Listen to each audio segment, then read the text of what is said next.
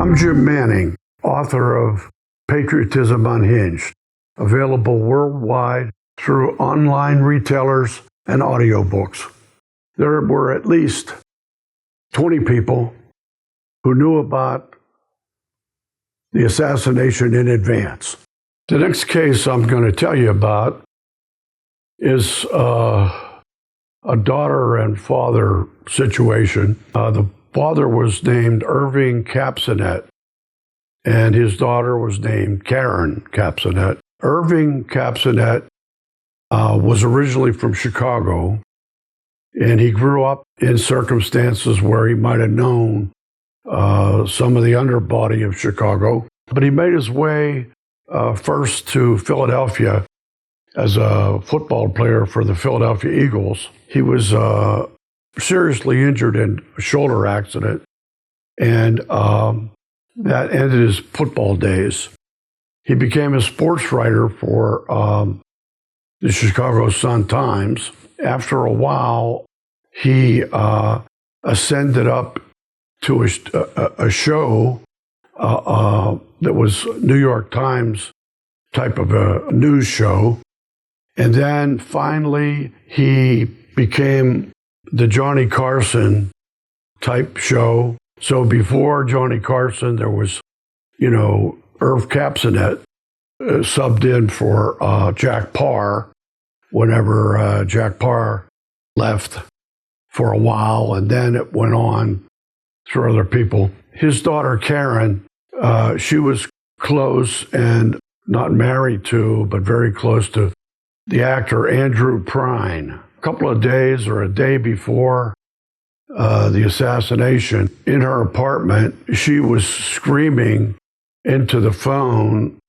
A long-distance operator was on the other end, and she heard her screaming that they're going to kill Kennedy, they're going to kill Kennedy, they're going to kill Kennedy. Then that broke off, and she wasn't heard from for a few days, and then she was found dead in her apartment, and she had been strangled. The thought is that she may have heard something from her father because he knew Jack Ruby.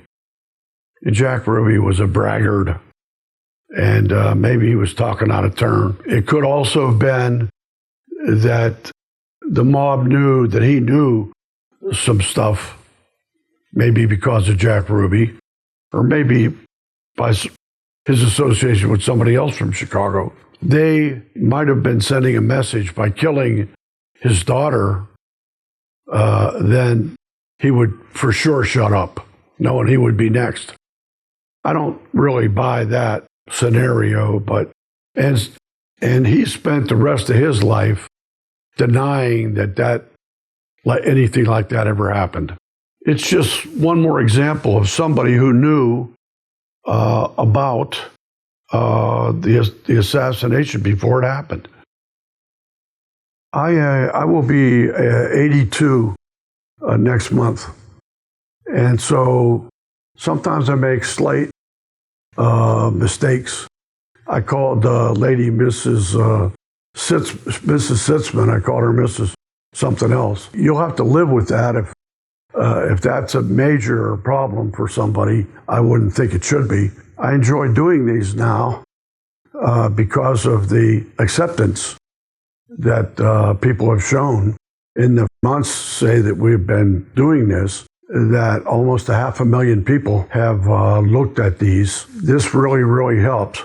I don't know if I mentioned this before, but I think as many as 2,500 books have been written on the Kennedy assassination, and one side, the other side. Out of those 2,500 books, of course, I've gained a lot of knowledge from the other researchers. This just didn't all come to me in a dream. I wanted people to know something, though. I'm the second person with this information. The first person was a CIA agent.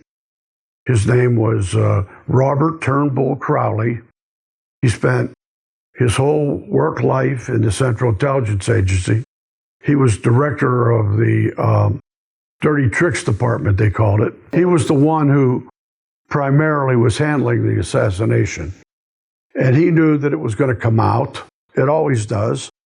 And so he gave all of his evidence that he had spirited out of Langley to, he had them hidden.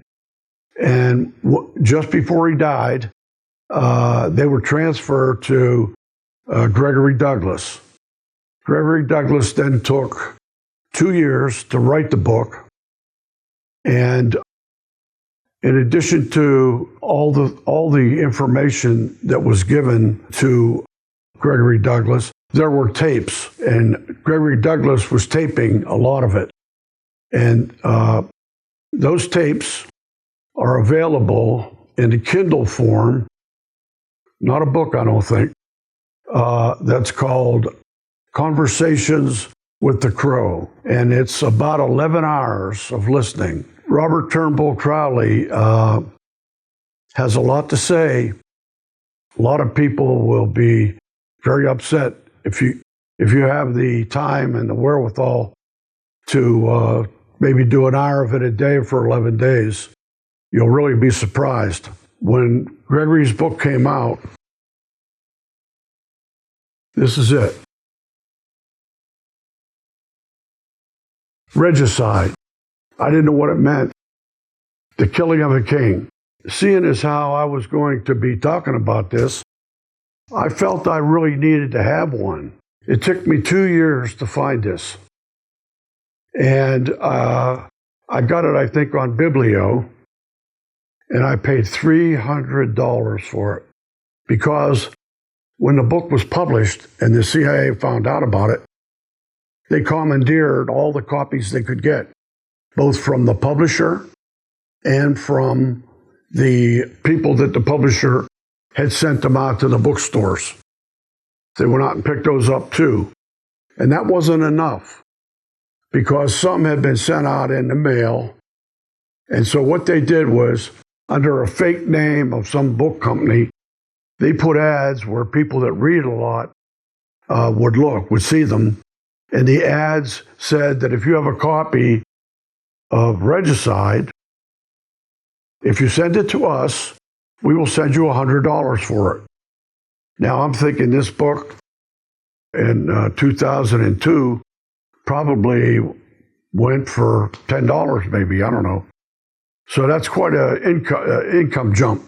Of the 2,500 books, only this book, which you can't find, and if you did find it, you probably wouldn't pay for it. And my book has all the same information in it. Up till now, I'm still walking on the street, and I think it's probably because the Central Intelligence Agency has probably cooled way, way, way down from what it was even 20 years ago. And they know, too, that this is all going to come out eventually. There's nobody there at the CIA now that had anything to do with this except hiding it for 62 years. The reason that I self-published this book, people wouldn't know this. When you self-publish a book, you own the copyright, 100%. I own the copyright. When this book came out, it wasn't self-published. It was published by a company, book company. Now, when you publish this way, you own half of the copyright, and this company owns the other half. And so the reason this book was never printed again, and I wasn't there and I don't have any information about it, but I would draw the conclusion that they went to Mr. Douglas and threatened him that if he didn't turn over his copyright to them, that they would bring charges against him for having CIA documents marked top secret, confidential, and all kinds of different stamps on it, release it to the public without any okay from the Central Intelligence Agency. I hope those of you that can afford to at least get the Kindle, that will generate some funds to continue this on ad infinitum. you can get this book now on Kindle. I don't know whether my book was the reason that they allowed it to go on to Kindle now, but it's available for $8, I think. You might be surprised to know that the motto of the Central Intelligence Agency is, their motto is John 8:32, and ye shall know the truth, and the truth shall make you free.